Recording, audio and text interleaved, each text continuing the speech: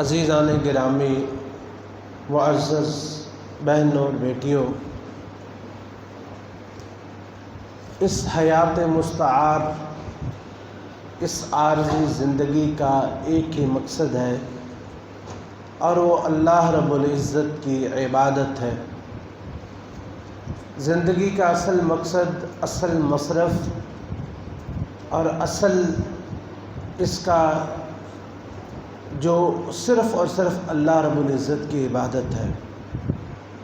اللہ کی عبادت کرنے کے بعد جو وقت بچ جائے اسے اپنے کام کاج کے لیے، کھانے پینے کے لیے، آرام کے لیے کہیں بھی جائز امور میں انسان اس کو صرف کر سکتا ہے۔ عبادات کچھ تو روزانہ کی ہوتی ہیں، کچھ سالانہ ہیں، کچھ ایسی ہیں جو زندگی میں صرف ایک دفعہ فرض ہے۔ روزانہ کی عبادات میں نمازیں ہیں جو اللہ رب العزت نے ایک دن میں 5 مرتبہ فرض کی ہے، اور اسی طرح سالانہ عبادات ان میں سے ایک زکوٰۃ جس کے احکام پچھلے خطبہ جمعۃ المبارک میں بیان ہوئے، اور اسی طرح روزے جو کہ انشاءاللہ العزیز چند ایام میں شروع ہونے والے ہیں، اور کچھ عبادات ایسی جو زندگی میں صرف ایک دفعہ جیسا کہ حج ہے۔ تو ان عبادات میں سے ایک بہت بڑی عبادت رمضان المبارک کے روزے عنقریب وہ شروع ہونے والے ہیں،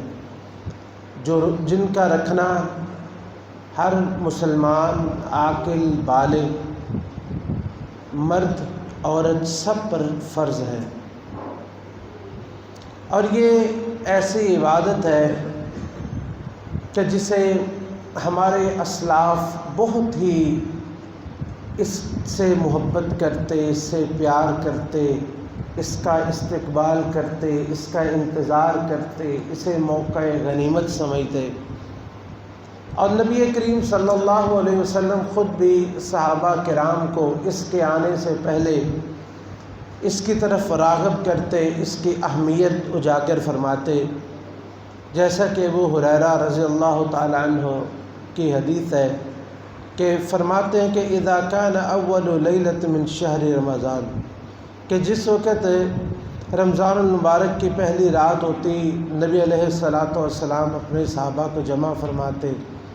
اور ان کو فرمایا کرتے کہ جب رمضان المبارک کی پہلی رات آتی ہے صفدت الشیاطین، شیطانوں کو باندھ دیا جاتا ہے، ومردۃ الجن، اور جو خبیث قسم کے جن ہیں ان کو بھی اللہ رب العزت باندھ دیتے ہیں، وغلقت ابواب النار، اور آگ کے جہنم کے دروازے بند کر دیے جاتے ہیں، فلم یفتح منہا باب، اس کے 8 دروازوں میں سے کوئی ایک دروازہ بھی کھلا نہیں رہتا، وفتحت ابواب الجنہ، اور جنت کے دروازے پوری طرح کھول دیے جاتے ہیں، فتحت نہیں فتحت، وفتحت ابواب الجنہ، اور جنت کے دروازے پوری طرح کھول دیے جاتے ہیں۔ اور صحیح مسلم کی روایت ہے کہ وہ فتحت ابواب الرحمہ، اللہ رب العزت کی رحمت کے دروازے مکمل کھل جاتے ہیں، فلم یغلق منہا باب، اور اللہ رب العزت کی رحمت کے دروازے اور جنت کے 8 جہنم کے 7 دروازے ہیں، ہم نے 8 کہہ دیا غلطی سے، جہنم کے 7 دروازے بند کر دیے جاتے ہیں اور جنت کے 8 دروازے مکمل کھول دیے جاتے ہیں۔ وَيُنَادِي الْمُنَادِي، اور اللہ کی طرف سے آواز لگانے والا ایک فرشتہ آواز لگاتا ہے، یا باغی الخیر اقبل، اے نیکیوں کے تلاش کرنے والے، نیکیوں کے موقعوں کو تلاش کرنے والے، اقبل، آ جا۔ نیکیوں کے سارے دروازے کھل گئے۔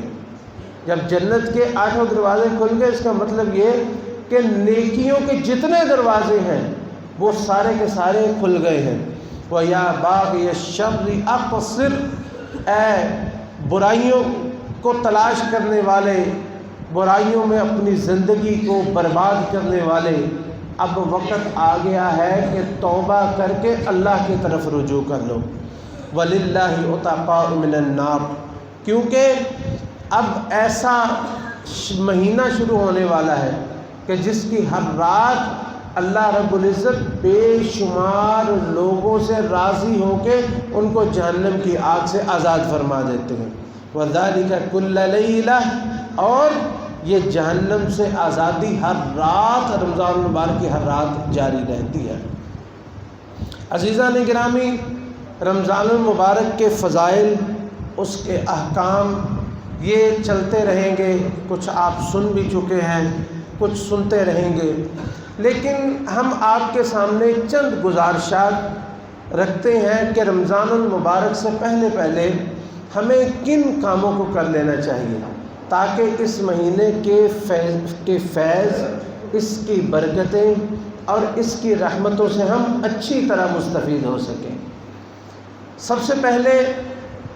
پہلا کام جو رمضان المبارک کی آمد سے پہلے ہم نے کرنا ہے وہ ہے نیت کو خالص کرنا۔ سب سے پہلے نیت کو خالص کرنا، کیونکہ یہ جو نیت ہے یہی عمل کی بنیاد ہے۔ نبی علیہ الصلوۃ والسلام نے فرمایا، ایسی حدیث جو کہ عملی طور پر جو صحابہ جس کو سنتے تھے، سناتے تھے، ہر عمل سے پہلے اسے یاد کرتے تھے کہ انما الاعمال بالنیات، کہ اعمال کا دار و مدار نیتوں پر ہے۔ بعض دفعہ انسان عمل تھوڑا کرتا ہے لیکن نیت اس کی اتنی خالص ہوتی ہے کہ اللہ رب العزت اس کے عمل کے ساتھ ساتھ اس کی نیت کا اجر بھی اسے عطا فرما دیتے ہیں، اگرچہ انسان نے وہ عمل نہ بھی کیا ہو۔ اور بعض دفعہ انسان اتنا عمل کرتا ہے لیکن اس کی نیت درست نہیں ہوتی تو اس کا عمل اس کے کسی کام نہیں آتا۔ تو سب سے پہلا کام یہ کرنا ہے کہ ہم نے نیت کرنی ہے عمل صالح کی کہ اے اللہ اس رمضان میں ہم نے انشاءاللہ العزیز تجھے راضی کرنا ہے، ہر اس کام سے بچنا ہے جو تجھے ناراض کرنے والا ہے، ہم نے صدقات و خیرات کرنے ہیں، ہم نے نیکیوں کا کوئی بات جو ہے وہ چھوڑنا نہیں ہے۔ سب سے پہلے اپنی نیت کو درست کیجیے اور نیت کو خالص کیجیے۔ دوسرا کام کہ اللہ رب العزت کی نعمتوں کو یاد کریں، اور اس کی نعمتوں میں سے ایک بہت بڑی نعمت یہ ہے کہ اللہ رب العزت نے ہمیں ایک دفعہ پھر رمضان المبارک کی نعمت عطا فرما دی ہے، اور ہماری زندگی میں توبہ کی ایک اور مہلت اللہ رب العزت نے ہمیں عطا فرما دی ہے۔ یہ نعمت جو ہے اتنی بڑی نعمت ہے کہ جو انسان اس دنیا سے چلا جاتا ہے وہ زندگی کے ایک ایک لمحے کو ترستا ہے، جیسا کہ اللہ رب العزت نے سورہ المؤمنون میں ذکر فرماتے ہیں، حَتَّى إِذَا جَاءَ أَحَدَهُمُ الْمَوْتُ قَالَ رَبِّ ارْجِعُونِ لَعَلِّي أَعْمَلُ صَالِحًا فِي مَا تَرَكْتُ كَلَّا۔ اللہ تعالیٰ فرماتے ہیں کہ زندگی ایسے ہی انسان اپنی غفلت میں گزار دیتا ہے، یہاں تک کہ جب موت کا وقت آتا ہے تو کہتا ہے رب ارجعون، اے اللہ مجھے واپس لوٹا دے، لعلی اعمل صالحا فیما ترکت، جو میں وقت ضائع کر چکا ہوں اللہ مجھے دوبارہ مہلت عطا فرما کہ میں عمل صالح کر کے تیرے پاس آؤں۔ کلا انہا کلمۃ هو قائلها، اب مہلت نہیں ہے، جو مرضی کہتا رہے، اب مہلت نہیں ملے گی۔ نبی کریم صلی اللہ علیہ وسلم ایک قبر کے پاس سے گزرے تو آپ فرماتے ہیں کہ من صاحب حاضر القبر، اے صحابہ یہ قبر کس کی ہے؟ تو صحابہ نے بتایا جی فلاں ابن فلان اس کی قبر ہے۔ آپ نے فرمایا کہ رکعتان احب الی ھذا من بقیت دنیاکم، کہ اس شخص کی سب سے بڑی خواہش یہ ہے کہ اللہ رب العزت اسے صرف اتنی مہلت دیں، اتنی زندگی عطا فرمائے، یہ اٹھے 2 رکعت نماز پڑھے اور پھر مر جائے، بس اتنی اس کی حسرت ہے کہ 2 رکعت پڑھنے کی اللہ رب العزت اسے مہلت عطا فرما دے۔ اور اللہ تعالیٰ نے قرآن مجید میں ذکر فرمایا کہ وَأَنفِقُوا مما رزقناکم من قبل ان یأتی احدکم الموت فیقول رب لولا اخرتنی الی اجل قریب فاصدق واکن من الصالحین، کہ اے لوگوں موت کے آنے سے پہلے پہلے خرچ کر لو، جو تمہارے ہاتھوں میں ہے اس کو اپنی آخرت کے لیے خرچ کر لو، ذخیرہ آخرت بنا لو، توشہ آخرت بنا لو، یہ نہ ہو موت آئے تو کہے ربی لولا اخرتنی الی اجل قریب، اللہ مجھے صرف اتنی مہلت دے اپنے مال کو تیرے راستے میں صدقہ کر کے میں واپس آ جاؤں۔ میرے بھائیوں یہ حسرتیں ہیں، تب موقع نہیں ملے گا، تب ایک لمحہ نہیں ملے گا، یہ زندگی ابھی باقی ہے۔ اور اللہ تعالیٰ کی اس نعمت کو یاد کریں کہ اللہ تعالیٰ نے یہ نعمت آپ کو دوبارہ عطا فرمائی کہ آپ کی زندگی میں پھر رمضان آ رہا ہے اور زندگی کے لمحے باقی ہیں، اور اس قبر والے کی جو حسرت ہے کہ 2 رکعت نماز میں پڑھ لوں، صرف اتنی زندگی مل جائے، آپ کے لیے کتنی رکعات نماز پڑھنے کی مہلت ہے، کتنے صدقات و خیرات کرنے کی مہلت ہے، اللہ رب العزت کا کتنا ذکر کرنے کی مہلت ہے، توبہ کرنے کا کتنا وقت ہے۔ اس وقت کو غنیمت سمجھیے اور اس کا احساس اپنے اندر پیدا کیجیے۔ تیسرا کام جو ہم نے کرنا ہے رمضان سے پہلے، وہ ہے ذہنی طور پر تیاری کرنا ہے، ذہنی طور پر رمضان المبارک کی تیاری کرنا ہے، اور رمضان کو اپنے لیے مصیبت نہ سمجھنا، ہائے رمضان آ رہا ہے، ہائے بھوک، ہائے پیاس، ہائے یہ اور ہائے وہ، نہیں، بلکہ رمضان المبارک کو ذہنی طور پر اس کا استقبال کیجیے، ذہنی طور پر اپنے آپ کو تیار کیجیے کہ ہم نے رمضان المبارک میں کیسے اپنے آپ کو تیار کرنا ہے، رمضان المبارک کا استقبال کرنا ہے۔ وقت دیکھیے، روزانہ جو ہے وہ تاریخ اس پہ نگاہ رکھیے، ذہنی طور پر استقبال رمضان المبارک کا استقبال کیجیے، اس کی تیاری کیجیے،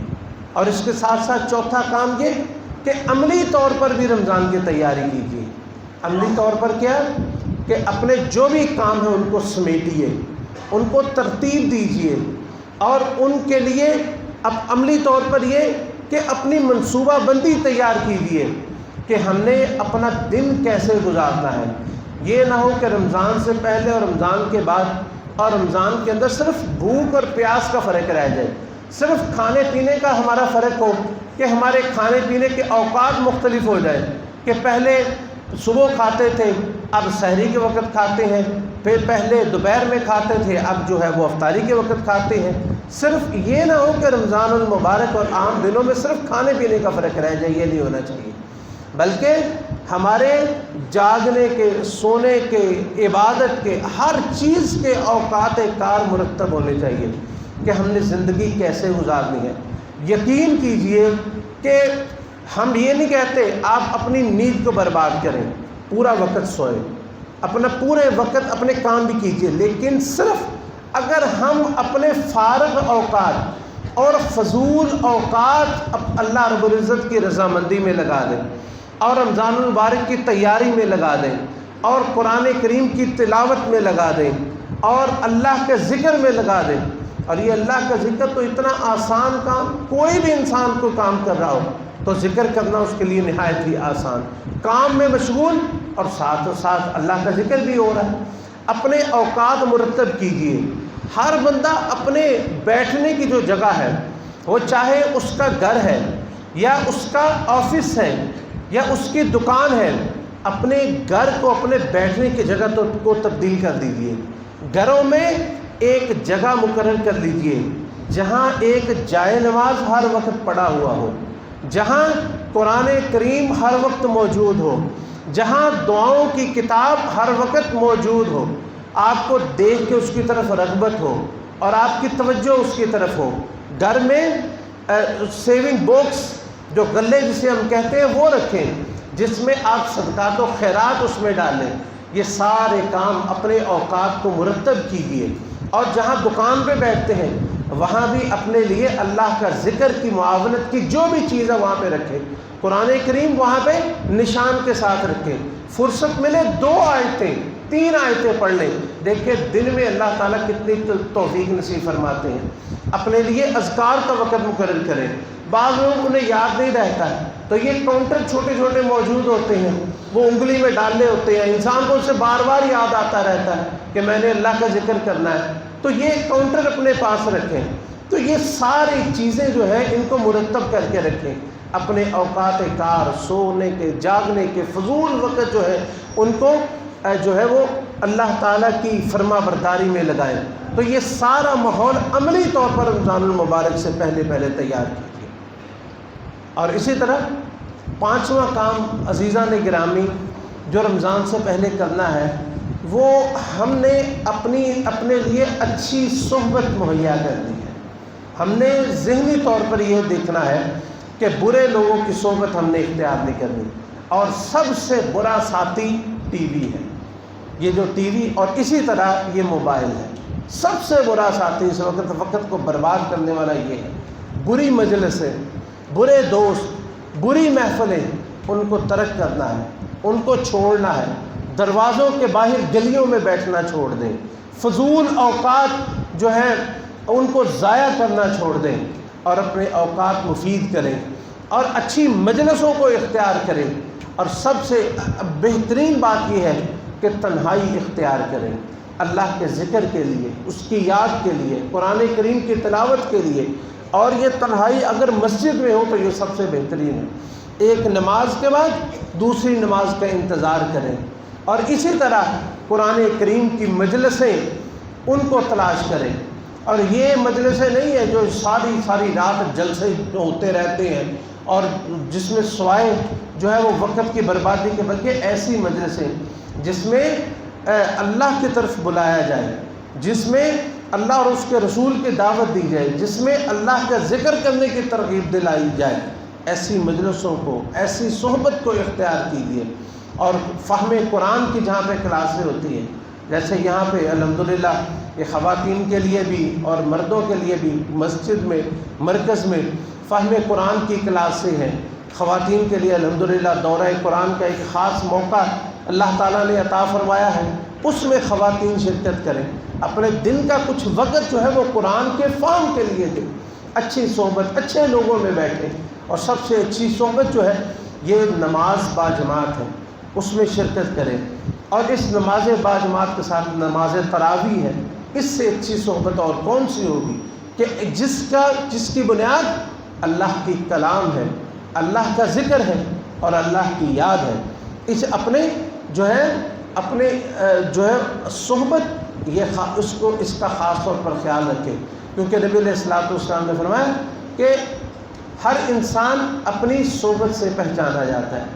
کہ فَلْيَنْظُرْ أَحَدُكُمْ مَنْ يُخَالِطُ، انسان کو چاہیے کہ وہ دیکھے وہ کس کو اپنا دوست بنا رہا ہے۔ اور آپ نے فرمایا اچھی صحبت ایک کستوری والے کی طرح ہے، وہ یا تو آپ اس سے خرید لو گے یا وہ آپ کو تحفہ دے دے گا، یہ جیسے ہوتا ہے نا خوشبو والے، تھوڑی سی خوشبو لگا دیں گے، یا یہ کہ آپ اس کے پاس بیٹھے آپ کو خوشبو ہی آتے رہیں گے، نہ وہ دے نہ وہ آپ سے لے، لیکن خوشبو مفت میں آپ کو آتی رہے گی۔ اور بری مجلس وہ ایسی بٹی والے کی مثال ہے کہ وہ آپ کے یا تو کپڑے جلا دے گا یا آپ کو دھوئے کی بدبو سے آپ کا دماغ خراب کر دے گا۔ تو اس لیے 5واں کام ہم نے یہ رمضان المبارک میں کرنا ہے، بلکہ اس سے پہلے کرنا ہے کہ اپنی مجلس کو اچھا کرنا ہے، اپنی صحبت کو اچھا کرنا ہے، برے دوستوں کو چھوڑ دینا ہے اور اچھی مجلس کو اختیار کرنا ہے۔ عزیزان گرامی، رمضان المبارک کی غنیمتوں کو حاصل کرنے کا ایک طریقہ یہ ہے کہ سلف کے احوال کو پڑھیں، صحابہ کرام کے احوال کو پڑھیں، نبی علیہ الصلاۃ والسلام کے احوال کو پڑھیں کہ آپ رمضان المبارک کی تیاری کیسے کرتے تھے اور رمضان المبارک کو کیسے غنیمت سمجھتے تھے۔ صحابہ کرام کس طرح نماز کی تیاری کرتے اور رمضان المبارک میں قرآن کریم کے ساتھ ان کا تعلق کس طرح ہوا کرتا تھا، اور کس طرح وہ صبح سے شام تک اور سونے کے اوقات اور جاگنے کے اوقات کس طرح ان سارے اوقات کو اللہ رب العزت کی فرما برداری میں صرف کرتے تھے۔ ان کے احوال پڑھنے سے جیسا کہ اللہ تعالیٰ نے قرآن مجید میں وَاذْكُرْ فِي الْكِتَابِ مُوسَىٰ وَاذْكُرْ فِي الْكِتَابِ إِبْرَاهِيمَ وَاذْكُرْ فِي الْكِتَابِ مریم، جب قرآن مجید میں اللہ تعالیٰ فرماتے ہیں مریم کا تذکرہ کیجیے، موسیٰ کا تذکرہ کیجیے، ابراہیم کا تذکرہ کیجیے، تو یہ اسلاف کا ذکر کرنا اور ان کو یاد کرنا اور ان کے طرز عمل کو دیکھنا،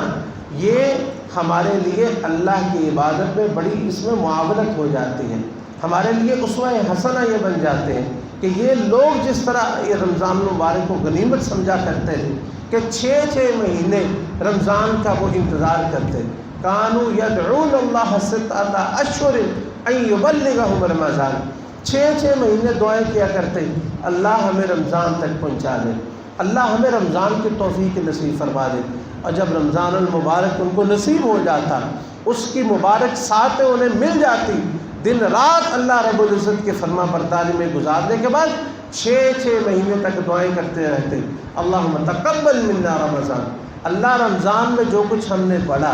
اللہ رمضان میں جو کچھ کیا، جس طرح تیری عبادت کی اللہ اسے قبول فرما لے۔ تو یہ سلف کے احوال کو پڑھنا اور ان کی طرف توجہ کرنا، یہ اللہ رب العزت کی عبادت کے لیے بہت بڑی ہمارے لیے معاونت ہے۔ عزیزان گرامی، رمضان المبارک سے پہلے ہم نے یہ کام بھی کرنا ہے کہ رمضان المبارک کے فضائل پہ چھوٹے چھوٹے پمفلٹ ملتے ہیں، چھوٹے چھوٹے رسائل ملتے ہیں، چھوٹے چھوٹے دروس ہوتے ہیں، یوٹیوب سے نکال لیں، اتنا کچھ نکالتے ہیں بچے، اتنا کچھ پڑھتے ہیں، چھوٹے بھی بڑے بھی، اب اس میں سے سرچ کریں ایسی مجلسیں جو استقبال رمضان کی مجلسیں برپا ہوتی ہیں، اور ایسے دروس جو رمضان المبارک کے استقبال کے لیے قائم کیے جاتے ہیں، وہاں پہ پہنچیں، رمضان المبارک کے فضائل ان کو اچھی طرح سمجھیں، رمضان المبارک کے روزے جو ہیں ان کی کیا فضیلت ہے، قرآن کریم کی تلاوت کی کیا فضیلت ہے، رمضان المبارک میں صدقہ کرنے کی کیا فضیلت ہے، ان ساری چیزوں کو سیکھیے، یعنی فضائل رمضان کو سمجھیں۔ رمضان المبارک کی ہمیں اسی وقت اس کی اہمیت کا احساس ہوگا جب ہمیں اس کے اجر کا پتہ چلے گا، اور یہ بھی کہ رمضان المبارک کے مقاصد کیا ہیں، یہ رمضان المبارک میں اللہ نے روزے کیوں رکھے ہیں، اس میں قیام کا خصوصی اہتمام کیوں کیا جاتا ہے، ان فضائل کو بھی سمجھیں، ان احادیث کا مطالعہ کیجیے، مترجم موجود ہے، یہ آپ کے سامنے لائبریری چھوٹی سی ہے، اس میں احادیث کی کتابیں موجود ہیں، رمضان المبارک کے احکام جو ہے وہ اس میں موجود ہے، اس کو بھی سمجھیے، یعنی رمضان کے فضائل کو بھی سمجھیں اور رمضان المبارک کے احکام جو ہے، یہ 8ویں چیز کہ رمضان المبارک کے احکام کو بھی سمجھیں اس کے ساتھ ساتھ، یہ صرف فضائل ضروری نہیں بلکہ احکام بھی ضروری ہیں، اور احکام کو سیکھنا بعض دفعہ ہمارے لیے عمل سے زیادہ معاون ہو جاتا ہے، کیونکہ بعض دفعہ ایک عمل ہم اپنے طور پر کر رہے ہوتے ہیں، اس میں اتنی برکت نہیں ہوتی جتنی سنت کے مطابق عمل میں برکت ہوتی ہے۔ مثال کے طور پر ایک شخص ہے، وہ اپنے طور پر قیام کرتا ہے، اور اس کے مقابلے میں ایک دوسرا شخص ہے جس کو نبی علیہ الصلوۃ والسلام کی یہ حدیث پہنچی کہ آپ نے فرمایا کہ من قام مع الامام حتی ینصرف حسب له قیام لیلہ، کہ جو شخص امام کے ساتھ قیام کے لیے کھڑا ہوتا ہے اور اسی کے ساتھ سلام پھیر کے چلا جاتا ہے، اللہ تعالیٰ اس کو ساری رات میں قیام کا اجر عطا فرما دیتے ہیں۔ وہ چاہے 1 گھنٹہ 1.25 گھنٹہ اس نے امام کے ساتھ قیام کیا، پوری توجہ کے ساتھ قیام کیا اور جا کے سو گیا، اس کے مقابلے میں ایک آدمی ایسا جو آدھی رات خود قیام کرتا ہے، تو اجر میں کون زیادہ ہے؟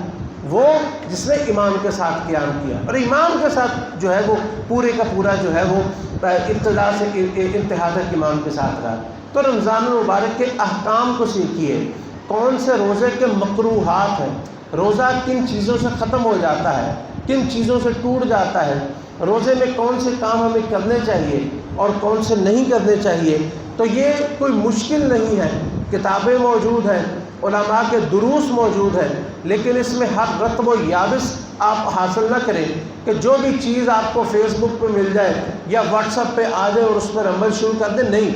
بلکہ یہ علماء ربانیین جو آپ کو کتاب و سنت کے مطابق آپ کو احکام بتاتے ہیں، ان کے دروس سنیے، اور ان سے دین کے احکام کو سیکھیے۔ اللہ رب العزت ہم سب کو توفیق نصیب فرمائے اور عمل صالح کرنے کی توفیق نصیب فرمائے۔ عزیزان گرامی، 9واں کام جو رمضان کی آمد سے پہلے کرنا ہے وہ ہے سچی توبہ کرنا، اپنے گناہوں سے جان چھڑانا اور اللہ سے معافی مانگنا۔ یہ توبہ اللہ تعالیٰ کو کتنی پسند ہے، نبی علیہ السلام نے ارشاد فرمایا کہ یہ اس طرح کے ایک آدمی اپنے اونٹ کے ساتھ زاد راہ لے کے اپنا کھانا پینا، وہ ایک اونٹ پہ لاد کے صحرا کے سفر میں نکلتا ہے، رات کو وہ سویا، صبح اٹھ کے دیکھا تو اس کا اونٹ ہی غائب، اس کی سواری بھی گئی، اس کا کھانا بھی گیا، اس کا پینا بھی گیا۔ اس کی تلاش میں نکلا، لک و دک صحرا میں کوئی نشان اسے نہیں ملا، حتیٰ کہ وہ مایوس ہو گیا اور اسے لگا کہ اب میری موت آنے والی ہے۔ تو وہ کہتا ہے کہ جہاں سے میرا اونٹ غائب ہوا تھا میں وہیں جاتا ہوں، اگر موت آنی ہے تو وہیں پہ آئے۔ وہاں لیٹا، اچانک اس کو نیند آ گئی، آنکھ لگ گئی۔ جب آنکھ کھلی تو اس کے سامنے اس کا اونٹ اس کے خوراک کھانے پینے کے ساتھ موجود تھا۔ اس کو اتنی خوشی ہوئی کہ گھبراہٹ میں اس کے منہ سے سیدھے لفظ نہ نکلے، کہنے لگا یا اللہ تو میرا بندہ اور میں تیرا رب۔ یعنی اتنی زیادہ خوشی کہ اسے اپنے الفاظ پہ کنٹرول نہ رہا۔ نبی علیہ السلام نے فرمایا کہ جتنی اس شخص کو اپنے گم شدہ اونٹ اور متاع حیات ملنے کی خوشی ہوئی ہے، اللہ رب العزت کو کسی بندے کے توبہ کرنے کی اس سے بھی زیادہ خوشی ہوتی ہے۔ سچی توبہ کر لیجئے، اللہ تعالی ہم سب کو توفیق نصیب فرمائے۔ اپنے گناہوں کو یاد کریں کہ کون کون سی غلطیاں، کوتاہیاں، اور ایک بات یہ بھی یاد رکھیں کہ بعض دفعہ ہم کوئی گناہ ماضی میں کر چکے ہوتے ہیں اور اس کو چھوڑ بھی چکے ہوتے ہیں،